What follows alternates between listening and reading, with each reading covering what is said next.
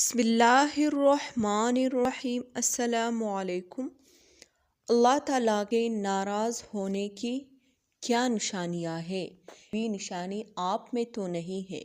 جاننے کے لیے ویڈیو کو آخر تک ضرور دیکھیے گا۔ حضرت سیدنا موسیٰ علیہ السلام نے عرض کی تھی، اے اللہ، تیرے ناراض ہونے کی نشانی کیا ہے؟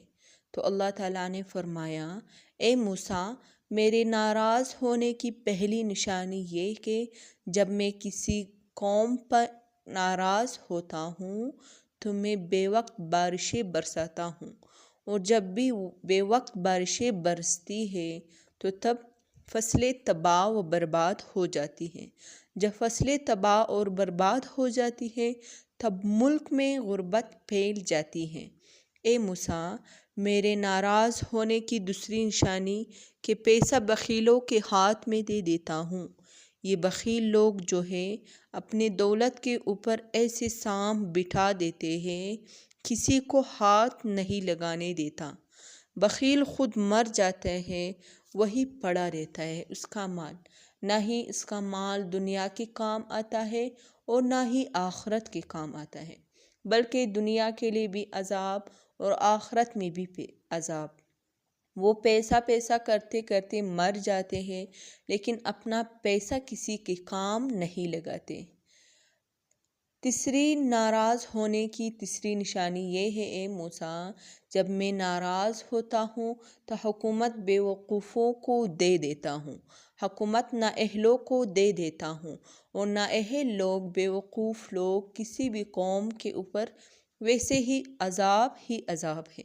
ناظرین حضرات، آپ اپنی آنکھوں سے دیکھ چکے ہیں کہ بارشوں کی وجہ سے نظام درہم برہم ہو چکا ہے، فصلیں تباہ ہو گئی تھی جیسے کہ ماضی میں گزر چکا ہے۔ انسان کی نافرمانیوں نے زمین کو بھی ڈبو دیا، فصلوں کو بھی ڈبو دیا۔ پھر اللہ تعالیٰ نے فرمایا، اے موسیٰ، میرے ناراض ہونے کی چوتھی اہم اور سب سے بڑی نشانی یہ ہے کہ جب میں ناراض ہوتا ہوں، جس بندے پر بھی میں ناراض ہوتا ہوں تو اس بندے سے سجدوں کی توفیق چھین لیتا ہوں۔ ناظرین حضرات، اللہ جب ناراض ہوتا ہے تو روٹی بند نہیں کرتا، اللہ جب ناراض ہوتا ہے رزق بند نہیں کرتا، اللہ جب ناراض ہوتا ہے سورج کو حکم نہیں دیتا کہ فلاں شخص میرا نافرمان ہے، تیرے کرنے اس کی آنگن میں نہیں جانی چاہیے، ہرگز نہیں۔ لیکن اللہ جب ناراض ہوتا ہے تو سجدوں کی توفیق چھین لیتا ہے، اور اللہ جب سجدوں کی توفیق چھین لیتا ہے تو من اجڑ دیتا ہے۔ ارے جس بندے کا کام اجڑ جائے اس کے پلے رہتا ہی کیا ہے؟ ناظرین حضرات، آج دیکھ لو کہ اللہ ہم سے روٹھا ہوا ہے، اللہ ہم سے ناراض ہے۔ آج کے بے سب لوگوں کے ہاتھ بند ہے اور اپنے اوپر خرچ کرتے ہوئے لاکھوں اڑا دیں گے، مگر کسی غریب کو دیتے ہوئے ان کی مٹھی میں پسینہ آ جائے گا۔ اللہ تعالیٰ فرماتا ہے، میرے بندے آ جا میری چوکھٹ پر، مجھے سجدہ کر، دنیا میں بھی کامیابی ملے گی تو آخرت میں بھی کامیابی ملے گی۔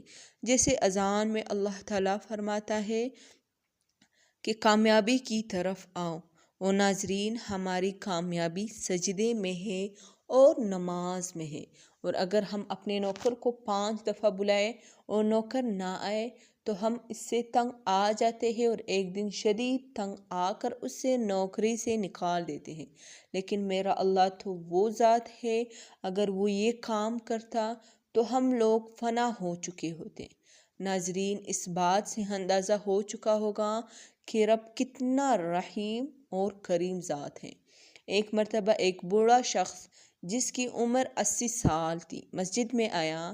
بیٹھنے کا طریقہ نہیں آ رہا تھا، کھڑا ہونے کا طریقہ نہیں آ رہا تھا، 80 سال کی عمر کا بوڑھا تھا، نماز پڑھنے کا طریقہ نہیں آ رہا تھا، قیام کرنے کا اور سجود کرنے کا طریقہ نہیں آ رہا تھا۔ تو امام صاحب نے دیکھا، پوچھا، بابا جی، مجھے لگتا ہے کہ آپ اس مسجد میں پہلی مرتبہ آئے ہیں، بابا جی نے کہا، امام صاحب میں اس مسجد میں پہلی دفعہ نہیں آیا۔ امام صاحب نے پوچھا کہ کیا واقعی آپ زندگی میں پہلی مرتبہ مسجد آیا ہے؟ بابا جی بولے، جی ہاں۔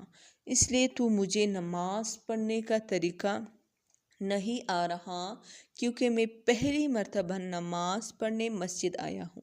امام صاحب نے کہا کہ بابا جی اس کا مطلب ہے کہ آپ زندگی میں پہلی مرتبہ نماز پڑھ رہے ہیں؟ تو وہ بولے، جی ہاں، میں پہلی مرتبہ نماز پڑھنے آیا ہوں، اس سے پہلے میں نے کبھی نماز نہیں پڑھی۔ امام صاحب نے کہا، بابا جی اچھا پھر جمعہ تو پڑھا ہوگا؟ تو بابا جی نے کہا کہ جمعے کا نماز بھی آج تک نہیں پڑھا۔ امام صاحب بولے، اچھا پھر آج تک کسی جگہ کسی کا جنازہ تو پڑھا ہی ہوگا؟ تو بابا جی نے کہا کہ آج تک نہیں پڑھا جنازہ بھی۔ 80 سال کی عمر میں کچھ بھی نہیں کیا، کیا ساری زندگی ضائع کر دی؟ ایک دن بھی تو اللہ کو سجدہ نہیں کیا۔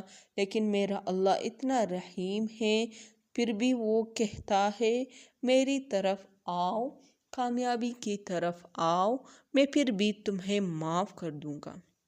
امام احمد رحمۃ اللہ علیہ نے حضرت قتادہ رضی اللہ تعالیٰ عنہ سے نقل کیا ہے کہ موسیٰ علیہ السلام نے اپنے رب سے پوچھا، اے پروردگار، تو آسمان میں ہے اور ہم زمین پر، تیری ناراضگی اور رضا کی نشانی کیا ہے؟ تو اللہ تعالیٰ نے فرمایا، جب میں تم پر اہل تر نیک لوگوں کو مختار بنا دوں تو یہ میری رضا کی نشانی ہے، اور جب میں تم پر بدترین لوگوں کو مسلط کروں تو یہ میں تم سے میری ناراضگی کی نشانی ہے۔ اسی طرح ابن ابی دنیا رحمۃ اللہ علیہ نے فضیل بن عیاض رضی اللہ تعالیٰ عنہ سے نقل کیا ہے کہ اللہ نے بعض انبیاء علیہ السلام کو وحی کیا کہ اگر وہ لوگ جو مجھے جانتے ہیں میری نافرمانیاں کرنے لگے تو میں ان پر ایسے لوگوں کو مسلط کروں گا جو مجھے نہیں جانتے۔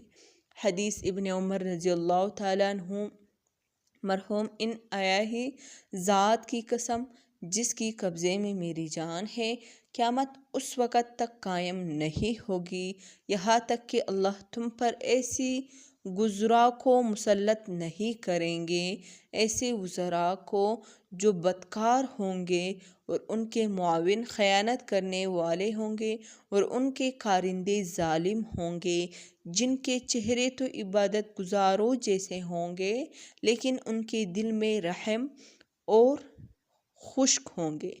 رحم بالکل نہیں ہوگا، بالکل ہر چیز سے خالی ہوں گے ان کے دل، ان کی رائے ایک دوسرے کے مخالف ہوں گے، پھر اللہ ان پر گرد و غبار کا گٹھا طوفان دینے کا برپا کرے گا، ان سب کو ہلاک کر دے گا۔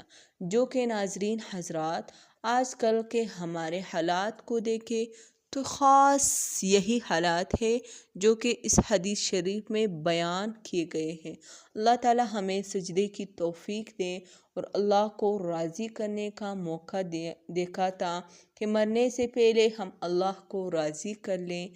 آمین ثم آمین۔ اور اللہ ہمیں ایسے اعمال کرنے کی توفیق عطا فرمائے جس سے اللہ راضی ہوتے ہیں، اور نبی پاک صلی اللہ علیہ وسلم کے سنت طریقوں پر عمل کرنے والے بنے، عمل کرنے کی توفیق اللہ پاک فرمائے، عطا فرمائے۔ ناظرین حضرات، کمنٹ باکس میں اللہ جل جلالہ کے 99 ناموں میں سے ایک نام ضرور کمنٹ کریں۔ جزاکم اللہ خیراً، احسن جزاء فی الدار۔